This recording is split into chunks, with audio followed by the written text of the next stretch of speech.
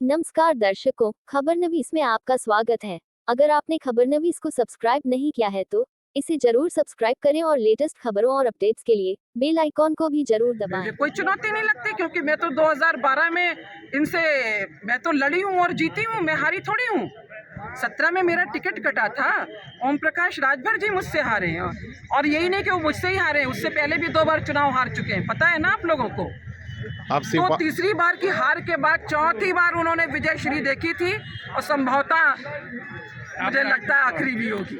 सुना आपने, यह है शादाब फातिमा, जो सपा सरकार में मंत्री थीं, लेकिन अब सपा समर्थित प्रत्याशी ओम प्रकाश राजभर को फिर पटकनी देने चुनाव मैदान में है। उत्तर प्रदेश विधानसभा चुनाव के अंतिम चरण में 7 मार्च को गाजीपुर में वोटिंग होनी है, जिसके मद्देनजर शादाब फातिमा यूपी की हॉट सीट में शुमार जहूराबाद विधानसभा से बहुजन समाज पार्टी के प्रत्याशी के रूप में अपना नामांकन कर चुकी हैं और क्षेत्र में चुनाव प्रचार में जुट गई हैं। उन्होंने दावा किया है कि उनकी जीत सुनिश्चित है। ओम प्रकाश राजभर के सवाल पर उन्होंने मुस्कुराते हुए कहा कि 2012 के चुनाव में वह मुझसे 30,000 से भी ज़्यादा वोटों से पीछे थे और तीसरे नंबर पर थे।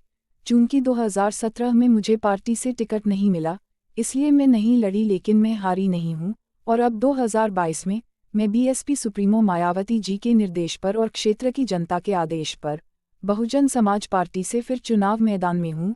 उन्होंने बीजेपी और सपा गठबंधन से लड़ रहे प्रत्याशियों के खिलाफ अपने किए कार्यों के आधार पर जीत का दावा दोहराया है। आपको बता दें कि जहूराबाद से सुभासपा के राष्ट्रीय अध्यक्ष ओम प्रकाश राजभर, बीजेपी से पूर्व विधायक कालीचरण राजभर और अब बीएसपी से शादाब फातिमा के साथ आधा दर्जन से ज्यादा प्रत्याशी इस क्षेत्र से चुनाव मैदान में नामांकन कर चुके हैं। आइए सुनते हैं पूर्व जहूराबाद से बीएसपी प्रत्याशी शादाब फातिमा ने ओम प्रकाश राजभर के लिए क्या कहा। मेरी प्राथमिकता हमेशा और हमेशा क्षेत्र के विकास की रही है और मैं जहूराबाद क्षेत्र, विधानसभा जहूराबाद और अपने ज़िले के विकास के लिए हमेशा समर्पित रही हूँ और समर्पित रहूँगी। क्या कहना चाहेंगे जनता के लिए आप?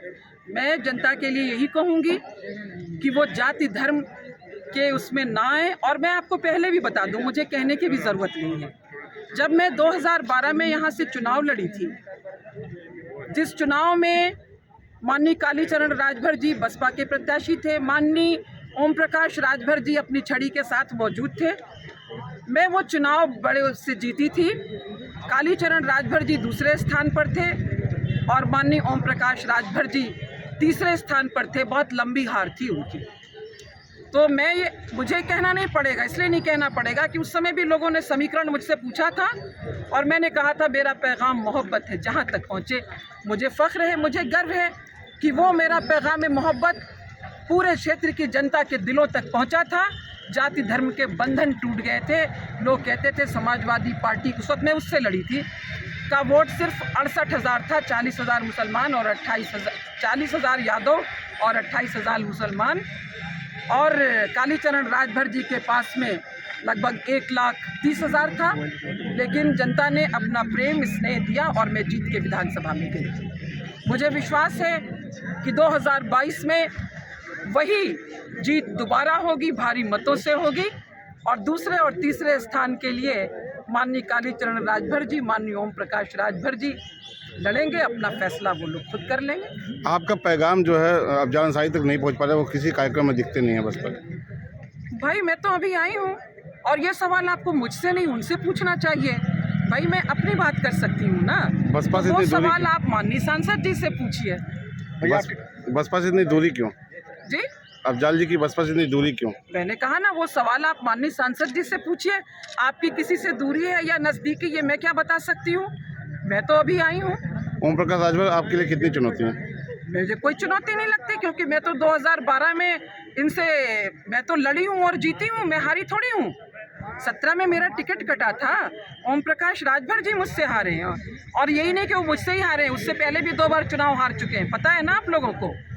तो तीसरी बार की हार के बाद चौथी बार उन्होंने विजय श्री देखी थी और संभवतः मुझे लगता है आखिरी भी होगी। आप शिवपाल जी के काफ़ी करीबी थी और उन्हें बस एक सीट मिला है जसवंत नगर से, क्या कहना चाहेंगे समाजवादी पार्टी? मुझे क्या कहना, इसके बारे में जो पूछना है वो माननीय पूर्व लोक निर्माण मंत्री जी माननीय शिवपाल यादव जी से पूछिए कि उन्हें 1 मिली कि 100 मिली। और माननीय समाजवादी पार्टी के राष्ट्रीय अध्यक्ष माननीय अखिलेश यादव जी से पूछिए कि भाई पीयर के चच्चा पे तो बड़ा कर्म हो गया, ज़्यादा सीटें दे दी, 18 दे दी, है ना। और ताई जी हैं उनकी बनारस वाली, तो उनको भी उन्होंने लगभग 7-8 सीटें दे दी हैं। तो ये सवाल उनसे पूछिए ना कि ताई जी पे कर्म है, पीयर के चच्चा पे कर्म है, तो उनके जो चच्चा थे उन्हीं पे क्यों सितम कर दिया, एक दे दिया। ये सवाल तो उनसे पूछिए, हमसे क्यों पूछते हैं। अगर आपने खबरनवीस को सब्सक्राइब नहीं किया है तो इसे जरूर सब्सक्राइब करें और लेटेस्ट खबरों और अपडेट्स के लिए बेल आइकॉन को भी जरूर दबाएं। दर्शकों, कोरोना फिर पांव पसार रहा है, इसलिए आप कोरोना टीका लगवाना सुनिश्चित करें और कोविड प्रोटोकॉल का पालन भी जरूर करें, क्योंकि कोरोना से बचाव ही एकमात्र कारगर उपाय है।